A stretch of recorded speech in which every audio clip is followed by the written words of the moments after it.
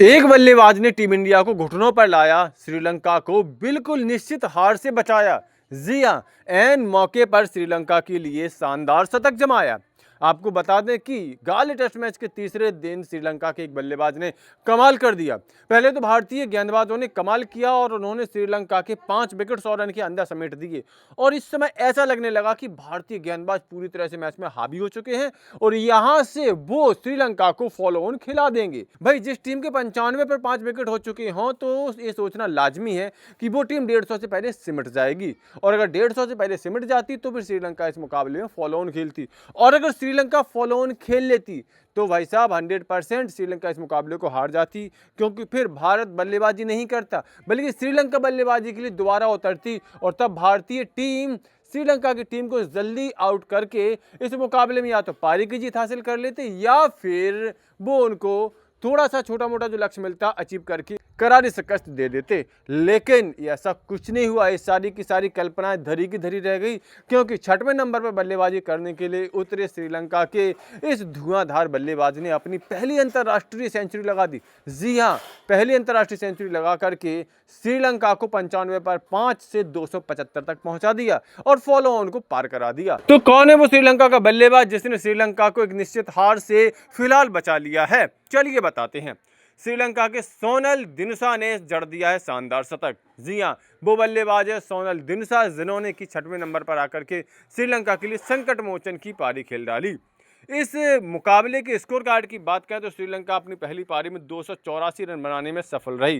अब आप सोचिए, 95 पर हो चुके थे 5, यानी बाकी के 5 बल्लेबाजों ने लगभग 200 रन बनाए श्रीलंका के लिए। जहां सोनल दिनुशा का शानदार शतक हमें देखने को मिला। 168 गेंदों पर उन्होंने शानदार 100 रन की शतकीय पारी खेली और श्रीलंका को संकट से बचा लिया। इसके अलावा डिसिल्वा ने भी 115 गेंदों में 80 रनों की शानदार पारी खेल करके टीम को एक बढ़िया सहारा दिया और दिनुशा के साथ मिलकर के एक बड़ी साझेदारी 6वें विकेट के लिए निभाई। बात करें दिनुशा के इस शानदार शतक की तो आपको बता दें कि नंबर 6 पर बल्लेबाजी करने के लिए उतरे थे दिनुशा के इंटरनेशनल करियर की यह पहली सेंचुरी है। आपको बता दें कि सिर्फ चौथा टेस्ट मैच दिनुशा खेल रहे हैं। उन्होंने कोई T20 या ओडीआई मुकाबला भी श्रीलंका के लिए अभी तक नहीं खेला है, यानी अपने चौथे अंतर्राष्ट्रीय मुकाबले में ही उन्होंने शानदार शतक जड़ दिया है। जिस समय वो बल्लेबाजी के लिए उतरे उस समय श्रीलंका का स्कोर 59 पर 4 विकेट हो चुका था और यहां से उन्होंने श्रीलंका का स्कोर 274 तक पहुंचा दिया। वहां जाकर के दिनुशा आउट हुए, लेकिन तब तक वो श्रीलंका को सुरक्षित कर चुके थे। उन्होंने कई बल्लेबाजों के साथ मिलकर के उपयोगी साझेदारियां की, जैसे जयसूर्या के साथ मिलकर के उन्होंने 31 रन जोड़े, तो डिसिल्वा के साथ 6ठे विकेट के लिए उन्होंने 146 रनों की सबसे बड़ी साझेदारी निभाई। इसके अलावा डिसिल्वा के साथ उन्होंने 31 रन बाद में भी जोड़े और इस तरह से उन्होंने श्रीलंका को कुल मिलाकर के एक करारी शिकस्त से फिलहाल बचा लिया है। इस मुकाबले की अगर अब संभावनाओं की बात करें तो 3 दिन का खेल पूरा हो चुका है, अब 2 दिन का खेल इस मुकाबले में बचा है। अभी चौथे दिन अब देखना है, दिलचस्प रहेगा कि टीम इंडिया को कितने ओवर खेलने को मिलते हैं, क्योंकि इस पूरे मुकाबले में बरसात का साया है। मैच के पहले दिन बारिश हुई, दूसरे दिन हुई, तीसरे दिन हुई और चौथे 5वें दिन और भी ज़्यादा बारिश की संभावना है। ऐसे में अब 2 दिन में टीम इंडिया कितना खेल पाती है। हालांकि पहली पारी की बढ़त के आधार पर देखा जाए तो टीम इंडिया के पास लगभग 250 रनों की अभी भी बढ़त है, लेकिन टीम इंडिया इतनी संतुष्ट नहीं हो सकती, क्योंकि उसे अपनी दूसरी पारी को मिला करके लगभग 400 प्लस का स्कोर श्रीलंका को देना पड़ेगा, तब मैच वो सुरक्षित हो सकते हैं। अब टीम इंडिया को 400 तक पहुंचने में भी कुछ समय लगेगा। श्रीलंका को वो समय ही तो चाहिए, उसके बाद बारिश कितना समय खराब करती है उस पर भी डिपेंड करता है।